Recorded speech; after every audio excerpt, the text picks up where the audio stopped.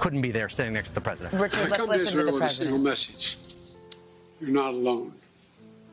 You are not alone. As long as the United States stands, and we will stand forever, we'll not let you ever be alone. Most importantly, I know the recent terrorist assault on the people of this nation has left a deep, deep wound. More than 1,300 innocent Israelis killed, including at least 31 American citizens by the terrorist group Hamas. Hundreds of young people at a music festival. The festival was for peace, gunned down as they ran for their lives. Scores of innocents, from infants to elderly grandparents, Israelis and Americans, taken hostage. Children slaughtered, babies slaughtered, entire families massacred. Rape, beheadings, bodies burned alive. Hamas committed atrocities that recall the worst ravages of ISIS, unleashing pure, unadulterated evil upon the world. There's no rationalizing it, no excusing it, period. The brutality we saw would have cut deep anywhere in the world, but it cuts deeper here in Israel. October 7th, which was a sacred Jewish holiday, became the deadliest day for the Jewish people since the Holocaust. It has brought to the surface painful memories and scars left by millennia of anti-Semitism and the genocide of the Jewish people. The world watched then, it knew, and the world did nothing. We will not stand by and do nothing again. Not today, not tomorrow, not ever. To those who are living in limbo, waiting desperately to learn the fate of a loved one, especially to families of the hostages, you're not alone. We're working with partners throughout the region, pursuing every avenue to bring home those who are being held captive by Hamas. I can't speak publicly about all the details, but let me assure you, for me, as the American president, there's no higher priority than the release and safe return of all these hostages. To those who are grieving, a child, a parent, a spouse, a sibling, a friend, I know you feel like there's that black hole in the middle of your chest. You feel like you're being sucked into it. The survivor's remorse, the anger, the questions of faith in your soul. Staring at that empty chair, sitting Shiva.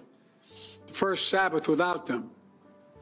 They're the everyday things and small things that you miss the most. The scent when you open the closet door. The morning coffee you shared together. The bend of his smile, the perfect pitch of her laugh. The giggle of your little boy, the baby. For those who have lost loved ones, this is what I know. They'll never be truly gone. There's something that's never fully lost. Your love for them and their love for you. And I promise you, you'll be walking along some days and say, what would she or he want me to do? You smile when you pass a place that reminds you of them. That's when you know. When a smile comes to your lips before a tear to your eye, that's when you know you're going to fully make it. That's what will give you the fortitude to find light in the darkest hours. When terrorists believe they could bring you down, bend your will, break your resolve. But they never did, and they never will. Instead, we saw incredible stories of heroism and courage. Israelis taking care of one another. Neighbors forming watch groups to protect their kibbutz. Opening their homes to shelter survivors. Retired soldiers running into danger once again. Civilian medics flying across rescue missions. And off-duty medics at the music festival caring for the wounded before becoming a victim himself. Volunteers retrieving bodies of the dead so families could bury their loved ones in accordance with Jewish tradition. Reservists leaving behind their families, their honeymoons, their studies abroad without hesitation, and so much more. The state of Israel was born to be a safe place for the Jewish people of the world. That's why it was born. I've long said, if Israel didn't exist, we'd have to invent it. While it may not feel that way today, Israel must again be a safe place for the Jewish people. And I promise you, we're going to do everything in our power to make sure that it will be. 75 years ago, just 11 minutes after its founding, President Harry S. Truman and the United States of America became the first nation to recognize Israel. We've stood by your side ever since. We're going to stand by your side now. My administration was in close touch with your leadership from the first moments of this attack. We're going to make sure we have what you need to protect your people, to defend your nation. For decades, we've ensured Israel's qualitative military edge. And later this week, I'm going to ask the United States Congress for an unprecedented support package for Israel's defense. We're going to keep Iron Dome fully supplied so it can continue standing sentinel over Israeli skies, saving Israeli lives. We've moved U.S. military assets to the region, including positioning the USS Ford Carrier Strike Group in the Eastern Mediterranean, with the USS Eisenhower on the way to defer further aggression against Israel and to prevent this conflict from spreading. The world will know that Israel is stronger than ever.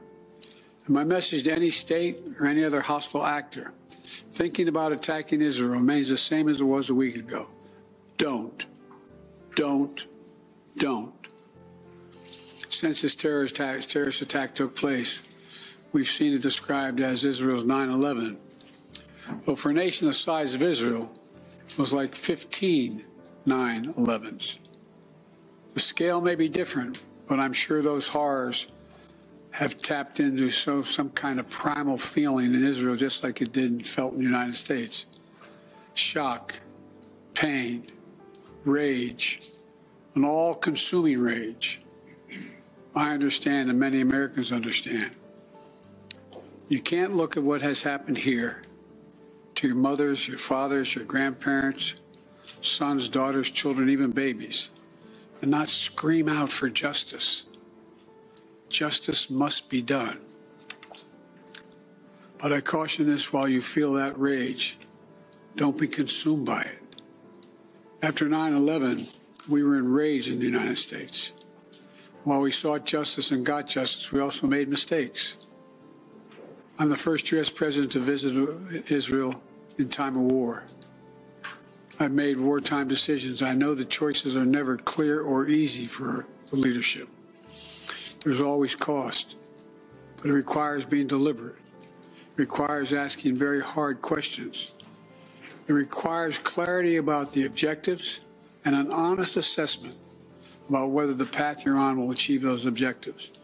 The vast majority of Palestinians are not Hamas.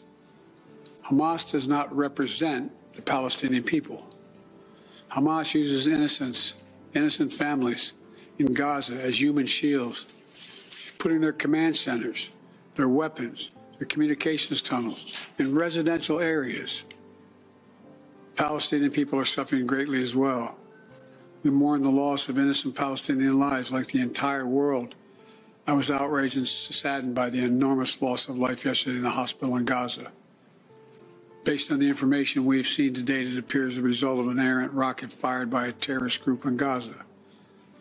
The United States unequivocally stands for the protection of civilian life during conflict, and I truly grieve for the families who were killed or wounded by this tragedy.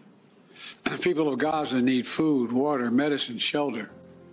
Today, I asked the Israeli cabinet, who I met with for some time this morning, to agree to the delivery of life-saving humanitarian assistance to civilians in Gaza, based on the understanding that there will be inspections and that the aid should go to civilians, not to Hamas. Israel agreed the humanitarian assistance can begin to move from Egypt to Gaza. Let me be clear: if Hamas diverts or steals the assistance, they will have demonstrated once again that they have no concern for the welfare of the Palestinian people. And it will end. As a practical matter, it will stop the international community from being able to provide this aid. We're working in close cooperation with the government of Egypt, the United Nations, and its agencies like the World Food Program and other partners in the region to get trucks moving across the border as soon as possible. Separately, I ask Israel that the global community demand that the International Red Cross be able to visit hostages. I just demanded that the United States fully supports.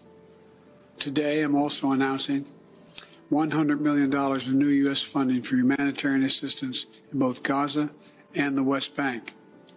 This money will support more than 1 million displaced and conflict-affected Palestinians, including emergency needs in Gaza.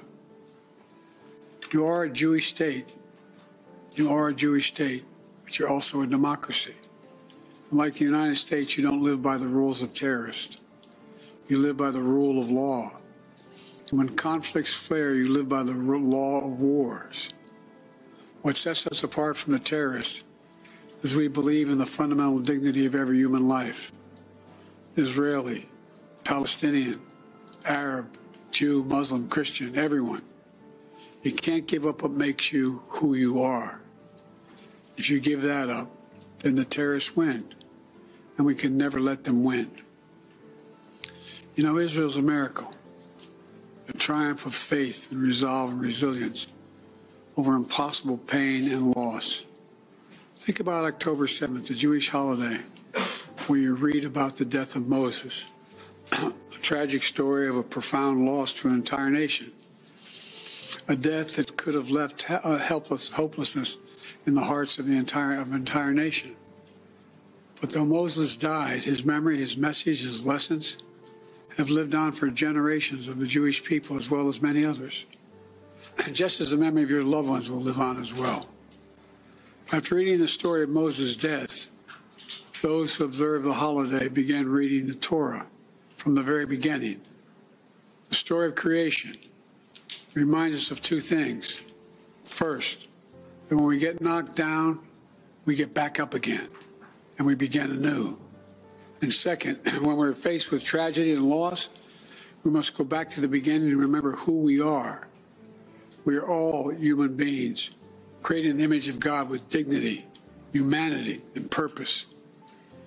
In the darkness, to be the light unto the world is what we're about. You inspire hope and light for so many around the world. That's what the terrorists seek to destroy. That's what they seek to destroy. Because they live in darkness. But not you, not Israel. Nations of conscience like the United States and Israel are not measured solely by the example or power. We're measured by the power of our example. That's why, as hard as it is, we must keep pursuing peace. We must keep pursuing a path so that Israel and the Palestinian people can both live safely, in security, in dignity, and in peace. For me, that means a two-state solution. We must keep working for Israel's greater integration with its neighbors. These attacks have only strengthened my commitment and determination and my will to get that done. I'm here to tell you the terrorists will not win. Freedom will win. So let me end where I began. Israel, you're not alone. The United States stands with you. I've told the story before, and I'll tell it again, of my first meeting with an Israeli prime minister 50 years ago as a young senator. I was sitting across from Golda Meir at her desk in her office. And she had a guy who later became prime minister, sitting next to me, just before the 1973 Yom Kippur War. And she flipped the maps up and down, telling me how bad things were and how terrible they were. All of a sudden, she looked at me and she said, "Would you like a photograph?" I looked at her. She got up from her desk and walked out into that hallway. I think it's marble flooring. Walked out in the hallway.